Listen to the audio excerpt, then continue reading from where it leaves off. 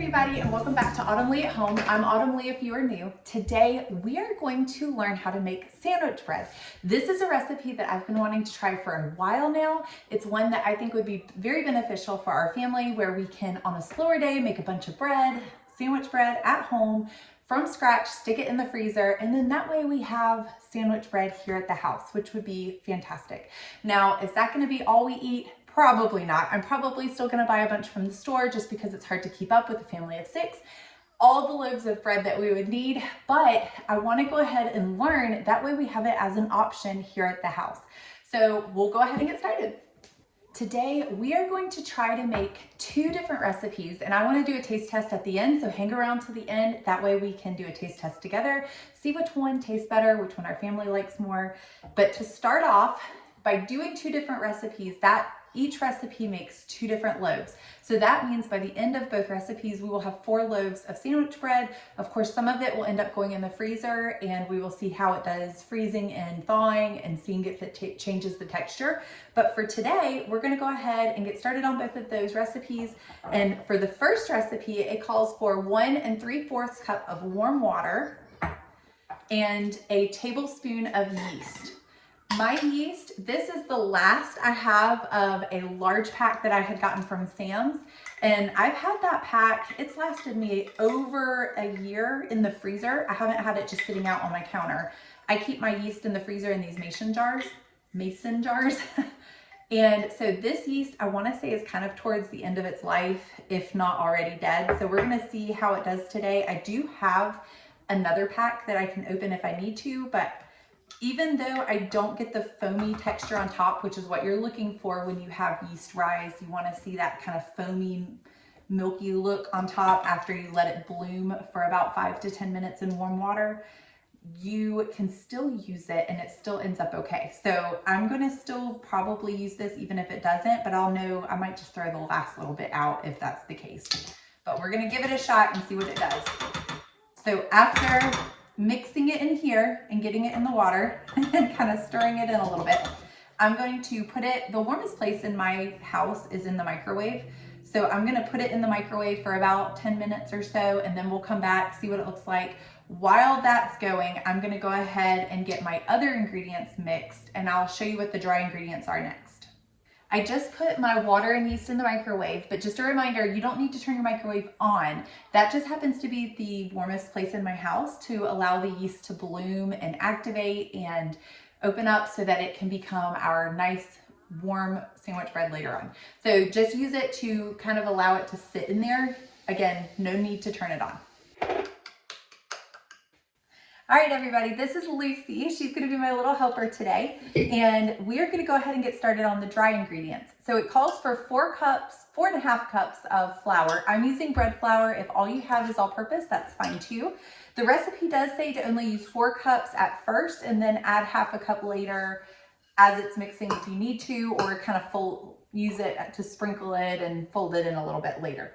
So we're going to start off with 4 cups of bread flour in our mixing bowl, and then she's going to add half a tablespoon of salt as well. There you go. I'm just going to pull it in front of you. Got it? Good job. Whoop. Good job. All right, now we're adding half a tablespoon of salt. Good job. And I'm just gonna let her kind of gently mix this up, and then when we put it on the mixer, we're going to add canola oil as well as our honey.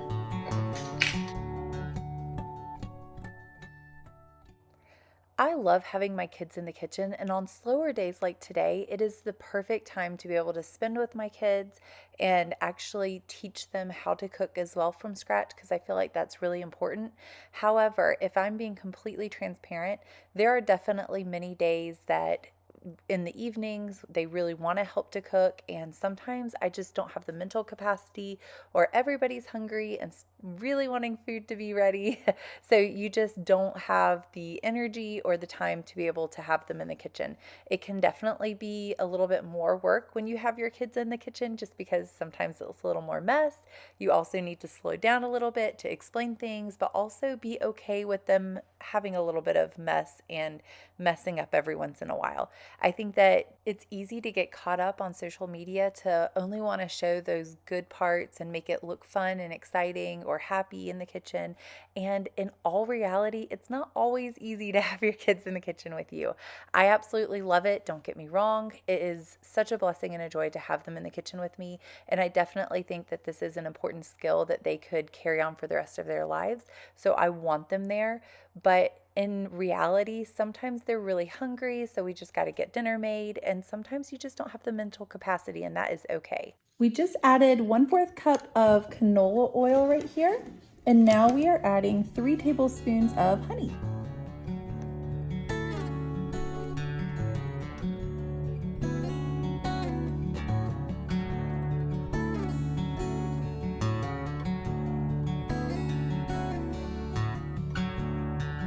I paused the mixer for just a moment just so I can explain what we're doing next, and then I'll turn it back on. While that is mixing, we're gonna go ahead and get started on our second recipe. Both of these recipes I will link down in the description below. That way, if you wanna follow along with us, you can.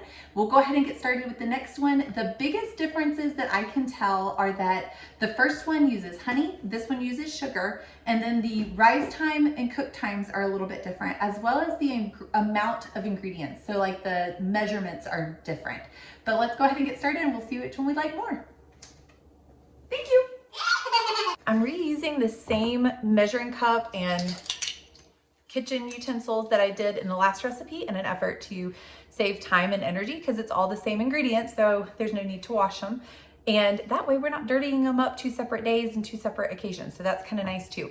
But here we have 2 cups of warm water, and this recipe calls for 1.5 tablespoons of yeast.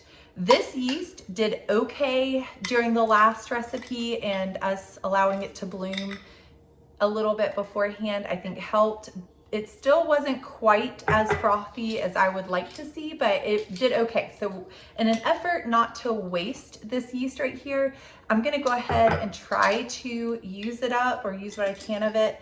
And again, next time we cook, I can open up my new one. But that's 1.5 tablespoons. I'm gonna try to stir it a little bit here too, to get it all nice and underwater or wet with the warm water. And then again, like last time, we're gonna let this sit in the microwave for about 5 to 10 minutes and allow it to bloom. And that way it is good to go. Our other one is finished. Our other recipe is finished kneading in the mixer, and I'm gonna knead it just a little bit here on the counter. And then all we have to do now is set it aside, cover it up, make sure it's nice and covered with either cling wrap, like plastic wrap, or a tablecloth. You just don't want it to dry out. And while this is blooming, we'll go ahead and do that with our other dough. I recently did a video where I talked about and described 10 staple ingredients that I always keep in my kitchen. I will link that video down in the description below if you're interested in watching it. But I discuss in the video how you can use, when you start baking from scratch, how you can use those 10 ingredients in multiple different ways, and that they are very, very versatile. Well, of those 10 ingredients, you will find every single one of the ingredients from this recipe in that list of 10 ingredients. So both of these recipes actually. And with that being said, you will find a lot of the stuff that you choose to bake, you can actually use those 10 ingredients to do so. And it's just so versatile. The different combinations of the ingredients and measurements and amounts and the different ways you cook things can allow you to cook so many, or I should say bake so many different options. There are so many options you can do based off of just those 10 ingredients of any kind of baked bread that you can think of. And it is so fun to explore that. I think I've just enjoyed that aspect of it, that once you have those basic ingredients and you keep them in your house, anytime you reach for a baked item, you can pretty much say and be able to bake it yourself based off of those ingredients. And we have definitely been utilizing that. It is a growing skill, so I'm still learning myself. So I am by no means an expert in this area, but it's definitely an area that I've enjoyed growing in. And also understanding that it can be overwhelming, so you don't have to bake everything from scratch. And when you start feeling overwhelmed, that's when you can say, you know what, it's not a big deal. Let me just buy it from the store this week and we will try again next week. I also want to take this time to encourage you. If you are new to baking, the scariest part about baking is just getting started, just because it's such an unknown. And if you didn't grow up in a family that baked everything from scratch, or anything from scratch for that matter, it is the idea of getting started is scarier than actually doing it. Once you get started, you realize how simple it actually is. Our other recipe, our first one, is over there, and it is proofing, so it is rising, and we're gonna let that rise for about 45 minutes to an hour. While we do that, before I leave to go get my kids, I'm gonna mix up our other ingredients for our second recipe really quick. And I did do a little bit of a difference than what the recipe calls for. It says just to put cling wrap or plastic wrap over it. I put a little bit of olive oil, or not olive oil, canola oil, because that's what I already had out. Typically I use olive oil, but the recipe already called for canola oil. So I just went ahead and used that as well, but I put a little bit in the bottom of the bowl as well as on the dough. The idea is you just don't want it to dry out. So that was a little bit of a difference, and then I put a dish rag over it. We're gonna let that proof, and now we're going to mix our dry ingredients. We already did our wet ingredients, or at least some of them, and that is still blooming in the microwave. And again, I didn't turn my microwave on, but now we're gonna go ahead and do our bread flour and our salt and other dry ingredients in here. I ended up not needing to put the other half of a cup in the last recipe. It ended up being just fine with only 4 cups of flour. And again, using bread flour. Now I'm using bread flour, and this one calls for 5.5. So I'm just gonna do 5. And if I need to add the last half, I can.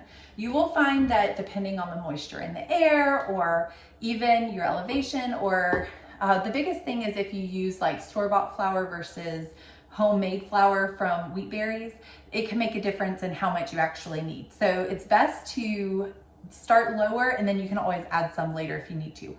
1 teaspoon of salt. And this is 1/3 a cup of sugar. I'm gonna go ahead and add this to the stand mixer, and then I will add my wet ingredients, which are the ones that are in the microwave, which is the yeast and warm water, as well as the oil.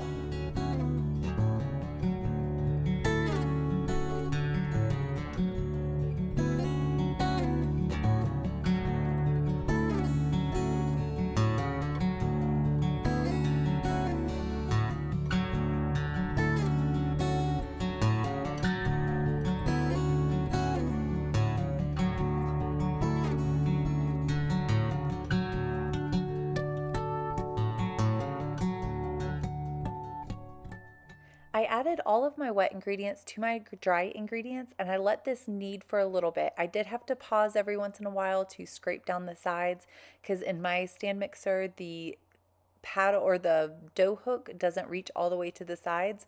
So a lot of times I end up having to scrape the sides down.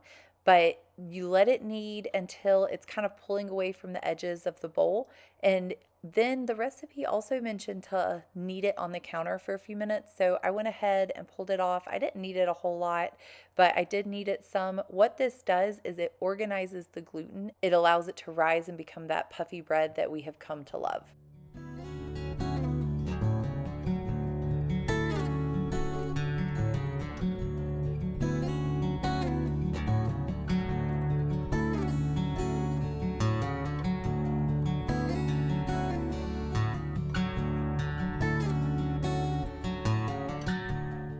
Working with the dough with my hands has definitely become part of my favorite part about baking.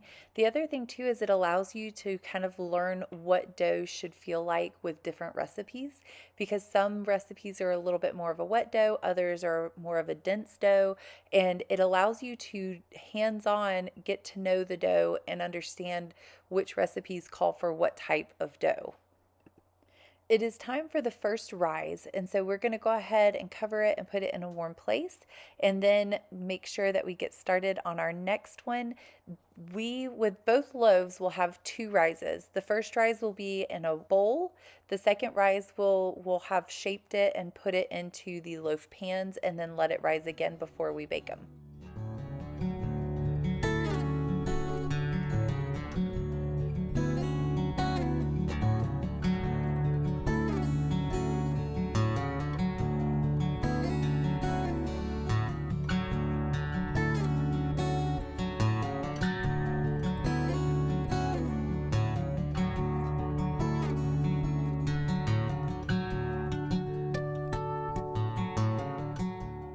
Once the dough has about doubled in size, it's time for me to go ahead and take it and punch the dough down. And then I cut it in half and I split it into two about equal parts. And I get to again form the dough. So I'm not just kneading it this time. This time it's more of a shaping process where I fold it in over itself, pinch those centers on the bottom shut, and then I kind of fold the ends under and pinch those to the bottom as well. That way it creates that nice beautiful loaf that we're so used to seeing, the pretty shape of it. And then I put it in a well oiled or sprayed pan so that it doesn't stick, and allow it to go for the second rise. So now it's time for that second rise where I just sit it in a warm area, go ahead and cover it, make sure that it doesn't dry out, and let it rise for another 30 minutes to an hour or so. During this time, when you're handling the dough for the second rise, you want to try to be gentle with the dough because it's already starting to form those little air bubbles in the dough, and you don't want to squeeze or push all of those bubbles out. As you're folding the dough and pinching it closed, you're going to feel some bubbles popping underneath your fingers in the dough, and that's completely fine. Just be as gentle as you can, because the more you're rough with the dough, the more of those bubbles will pop inside of it, and then you will not have that big, nice, fluffy bread that we enjoy with the little air bubbles all throughout it, making it light and fluffy. I let this first recipe rise for another 30 minutes to an hour, and to keep it from drying out, I took some cling wrap and sprayed it with some nonstick spray and put it on the top. That way when I went to peel the cling wrap off, you're not causing the again bubbles in the dough to pop or causing it to deflate, and that way it comes off a lot easier. Now that my oven is preheated to 350 degrees, I'm going to go ahead and stick them in and allow them to bake. I put them in the oven for the same time that the recipe called for. I did start off with only 15 minutes just because I wasn't sure if the bread would bake faster than typical, like the recipe calls for, and it did not. This one actually was true to time, at least for my oven. It could be different for you guys.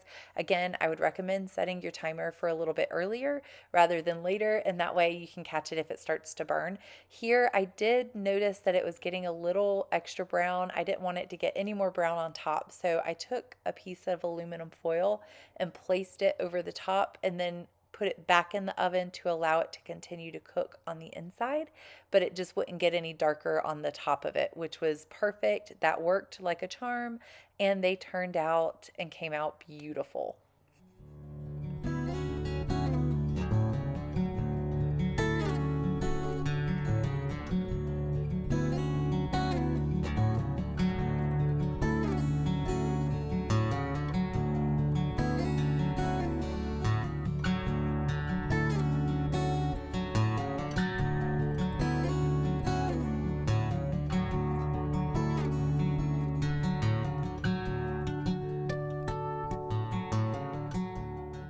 I realized after I was baking the first recipe that I only had 2 loaf pans.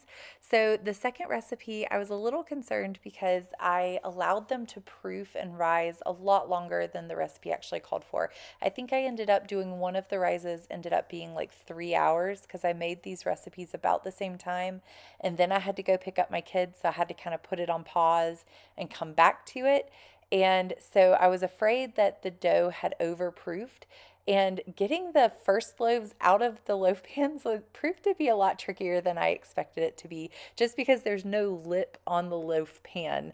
And so when you go to try to get the bread out, there's nowhere to grab the pan very easily. So I had to kind of just roll it out and dump it out. But it worked out fine. I got them on cooling racks, and now it's time for us to shape our second recipe, our second dough recipe, and place those in the oven.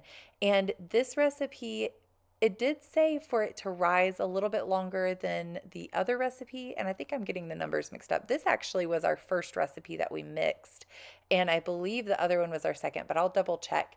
And so this recipe, being our first one, ended up being sitting on the counter for a lot longer than I meant for it to. And I decided just to go with it and see what happens because it's still shaped well and it still rose in the pan, but you could tell that it seemed a little overproofed. It wasn't quite as risen and fluffy as I would have liked for it to have been. But we went with it just to see what happened. So that may have affected the end quality as well. If you make this recipe and you notice a difference than what I baked here in the video, you can definitely put it down in the comments below. We would all love to hear that and hear from you.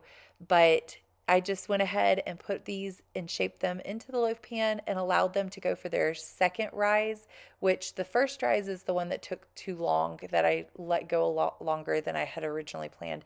The second rise is definitely the one that I was watching it. I didn't want to overproof it again, so I made sure to go ahead and put it in the oven within 30 to 45 minutes. And it did actually rise again, so that made me feel a little bit better, and it didn't double in size, but it got pretty close. So I went ahead after 30 to 45 minutes and put it in the oven, and again followed the recipe time. You can see here it has definitely risen. It is not exactly doubled in size, but it has definitely become pretty close. So I go ahead and take the cling wrap off or the plastic wrap off and stick them in the oven, and that way we can see if they actually rise, which it turns out they definitely did. They could have risen more. Again, I think that next time if I make this recipe, I'm curious to see if it's going to be less dense, which it really wasn't dense anyway. So I think that's where I'm curious if that made a big difference, me allowing it to rise for like 3 hours instead of 1 hour with the first rise. I'm just curious if that made a big difference, but ultimately the taste was fantastic. This bread turned out fantastic. So I have no complaints about it. Even if I did overproof it, it still tasted great. So again, it doesn't have to be perfect when you cook. You are definitely learning and growing your skills. And with each time you make something, it gets that much better. This was my first time making sandwich bread. Even if I were a pro, I'm sure I'm still going to forget something every once in a while. And the great part is a lot of times you will find this is very forgiving. And you can see here, it's so hard to hold those pans because they're hot while still dumping the bread out and not burning yourself. But with the mittens, that definitely helped.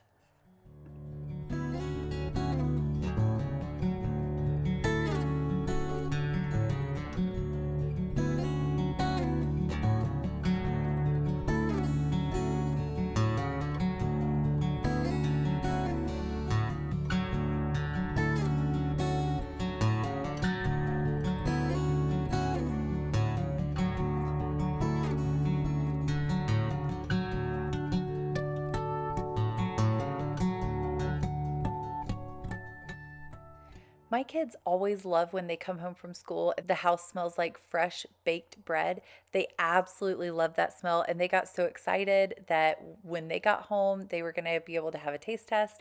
They were just itching to get started. So I had to tell them that they needed to be patient because really you want to allow the loaves to cool fully before cutting into them. You can see here, this one's steaming. So I was impatient myself and went ahead and cut into them because I was trying to get dinner on the table too.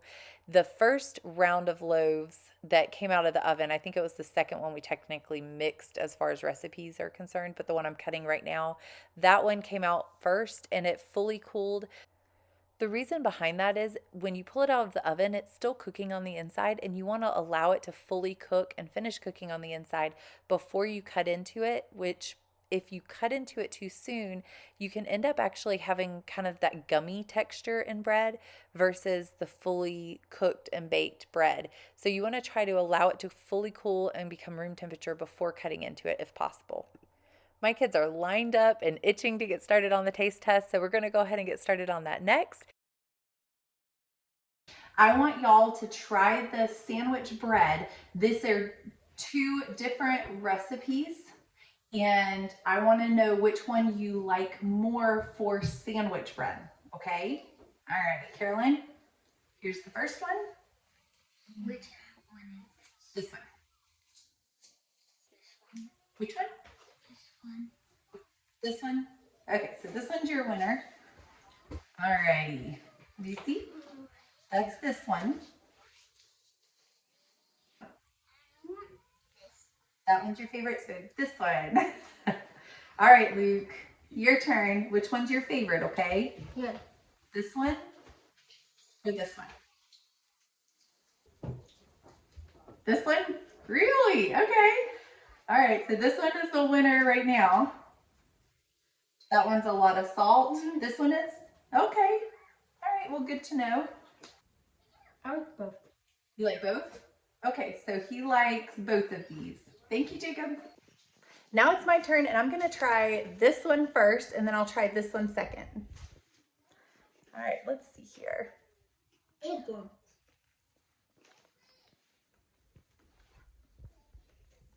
I wouldn't say that the texture is exactly like sandwich bread. It just tastes like a regular bread, almost like our artisan loaf of bread, but it's still good. So that's still wonderful. Now the second one.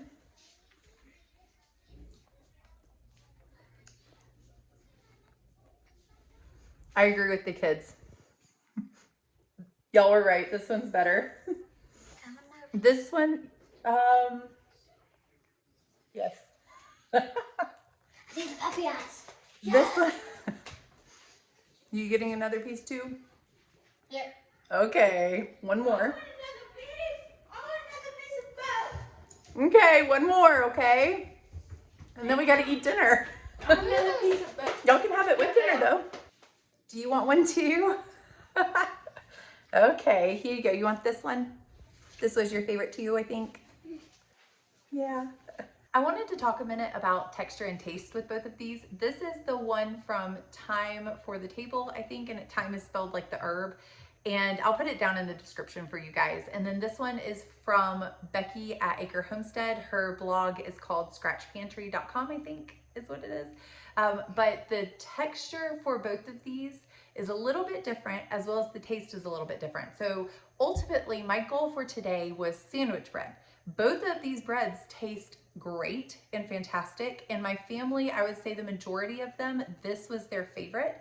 But if we're going for a loaf of bread for like sandwiches, this is, I think, going to be our best bet. The reason being is this actually ended up, this is the one that called for honey. It ended up being pretty sweet. Like it was more of like a yeast roll flavor and texture. It was extremely soft, really sweet.